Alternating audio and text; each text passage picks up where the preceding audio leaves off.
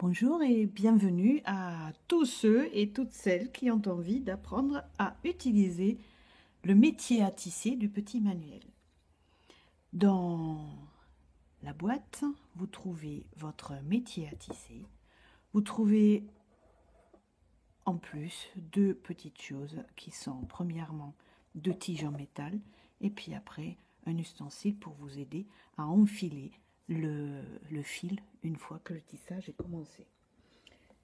Ce que vous allez faire pour armer votre métier à tisser, vous allez prendre le métier et vous allez prendre du fil tout simple. Ici c'est un fil en coton, vous pouvez prendre de la laine, vous pouvez prendre ce qui vous passe sous la main, puisque ceci, ça va devenir la chaîne ou la trame, je me trompe tout le temps. Alors, on va voir que maintenant, on va armer le métier. On va armer le métier pour un débutant, pour quelqu'un qui n'a jamais tissé, pour un enfant jeune, pour quelqu'un pour qui l'utilisation de ce métier doit être facile et rapide à la fois. Donc, nous allons utiliser que, disons, la moitié de ce métier pour faciliter les choses. Nous allons commencer par fixer, comme on peut, hein, pas bien important, fixer le fil sur, hop là, le métier, tout simplement, deux petits nœuds. Attention, il va falloir ouvrir ces nœuds une fois qu'on a terminé avec le tissage. Donc, voilà le nœud. Et puis maintenant, nous allons faire tout simplement du va-et-vient avec notre trame. Nous n'allons pas utiliser toutes les encoches du métier parce que on va essayer de faciliter au maximum. Donc nous allons espacer le fil de deux encoches. Voilà, je ne prends que chaque deuxième encoche. Et maintenant je vais faire des va-et-vient afin d'armer ce petit métier en bois.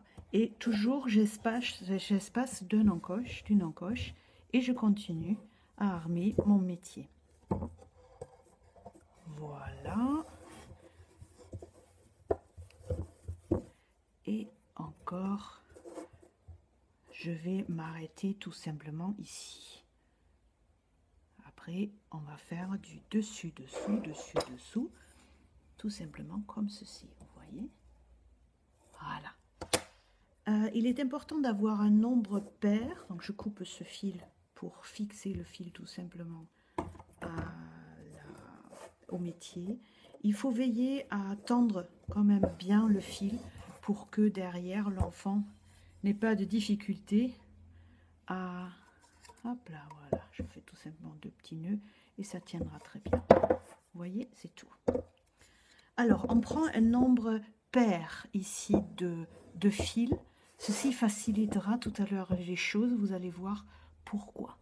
Maintenant, on prend les tiges en métal qui sont dans le paquet également et qui servent tout simplement à fixer les trames extérieures, puisque les enfants souvent ils tirent bien fort sur leur tissage et du coup ça devient un peu une sorte de bouteille, c'est-à-dire que les fils surtout au milieu, hop là, ça va être tout tendu vers l'intérieur et ça ne fait pas très beau.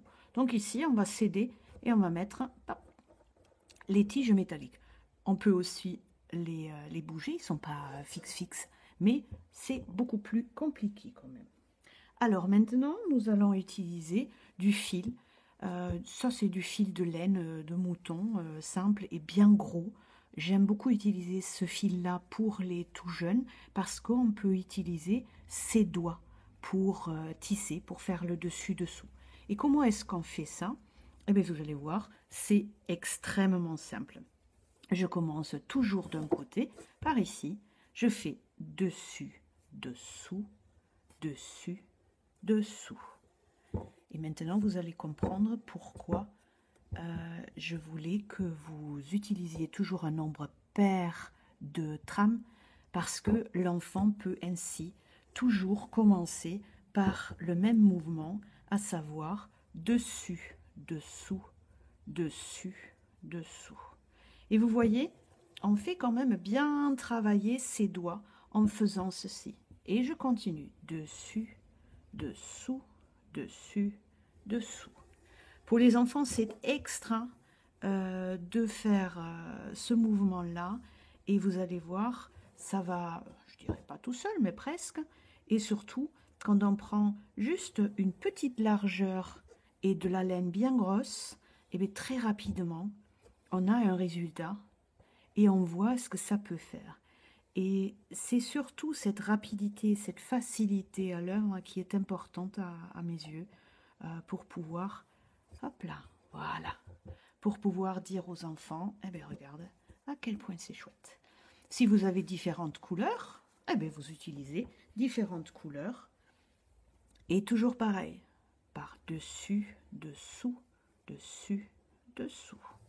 Et voilà. Ne prenez pas des fils trop longs.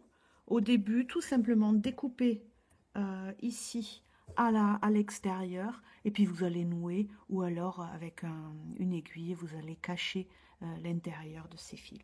Peut-être même vous allez tout simplement pas garder ce que vous avez fait et on va continuer après à faire autre chose. Sinon, quelle peut être l'utilisation de tous ces beaux tissages? On peut faire, je ne sais pas si vous avez des poupées à la maison, peut-être que ces poupées ont une maison elles aussi, et puis il faut quand même des tapis, des choses comme ça, donc ça peut faire un excellent tapis d'une maison de poupées. Ou sinon, ce que vous pouvez également faire, c'est avec un peu plus de largeur, on peut très simplement tisser des porte-monnaies qu'on peut après accrocher autour du cou avec une petite ficelle et on tissera ou ah, il me manque le mot. On mettra un petit bouton dessus pour que, hop là, l'argent ne se perde pas. Et voilà. Vous voyez, c'est vraiment très très simple et c'est beau à voir et les enfants, vous allez voir, vont être ravis. Une fois que l'œuvre est terminée, et bien très facilement, vous allez simplement ouvrir ici et enlever la tige en métal des deux côtés. Attention de ne pas perdre ces petits bouts qui sont ici. Voilà. Et on va le tirer. Hop là. Comme ça, vous allez voir, ça ne nous embête pas du tout.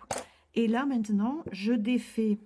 Normalement, bien sûr, le travail prend toute la largeur de ce petit cadre à tisser. Et ici, vous avez différentes possibilités. Donc moi, là, je me rends les choses faciles. Je coupe et je sors tout, hop là, tous les fils du métier à tisser. Voilà. Et ici, maintenant, j'ai différentes possibilités. Le plus simple pour les enfants, c'est tout simplement de couper là aussi les fils. Hop là, j'enlève le cadre. Donc, je coupe le fil. Et qu'est-ce que je fais à la fin? Eh bien, hop là, il est où? Ils sont là. Je mets tout ça en ordre et je noue pour que tout ça, ça reste bien en place et qu'il n'y ait rien qui se perde. Donc, voilà, vous voyez, les fils sont un peu désordonnés. Donc, je noue ces deux-là ensemble pour finir le travail. Et de l'autre côté, je fais de même. Voilà. Peut-être que de ce côté-là, pour les tout jeunes, vous pouvez donner un petit coup de main. Mais pour les plus grands et ceux qui l'ont fait plusieurs fois, vous allez voir, ils comprennent très rapidement et ils savent très bien le faire tout seuls également. Et donc, du coup, ils font leurs petits travaux dans leur coin, en toute autonomie. Voilà, un nœud, ce n'est pas difficile à faire, hein. Pas facile, voilà, pas difficile à faire. Et en plus, ça tient bien après derrière. Voilà, on découpe plus ou moins long comme on a envie de le faire. Et voilà que le travail est fait et le premier tissage est réalisé. Voilà comment il fonctionne notre cadre à tisser. J'espère que vous allez bien l'utiliser avec vos enfants et qu'ils vont faire de belles choses avec. Merci de votre attention et je vous dis à très bientôt. Au revoir.